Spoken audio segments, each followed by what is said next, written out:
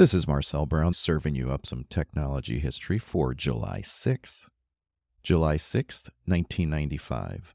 IBM completes a $3.5 billion buyout of Lotus Development, the producer of the once dominant Lotus 123 spreadsheet software and the then popular Lotus Notes Groupware. IBM had hoped to leverage Lotus 123 to challenge the increasingly demanded Microsoft Excel software, but alas, there was little slowing down the Microsoft juggernaut during the 1990s. Lotus 123 steadily lost market share, and IBM finally announced the end of support for the software in 2013. Lotus Notes Groupware fared little better than 123, succumbing to Microsoft Exchange as the dominant groupware platform among large companies, but it remained entrenched among certain corporations for many years under the name IBM Notes.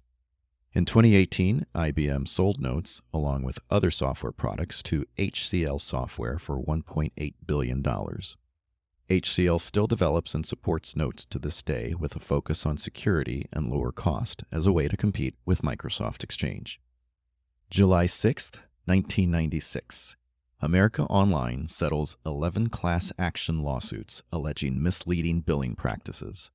Among the claims raised against AOL were that customers were not aware that charges were rounded up to the next full minute, that 15 seconds were added to each session for connection time, and occasionally billing customers for time in free areas. AOL continued to charge by the hour until December of that year, switching to a flat monthly rate of $19.95. Who here remembers that point in time when this pricing change caused AOL to have such a huge spike in new users that for a time it was almost impossible to connect to AOL due to the busy signals? AOL was a major driver of the growth of internet usage in the 1990s, as their blanket marketing campaign of distributing free trial discs was the introduction for many people to the nascent global network.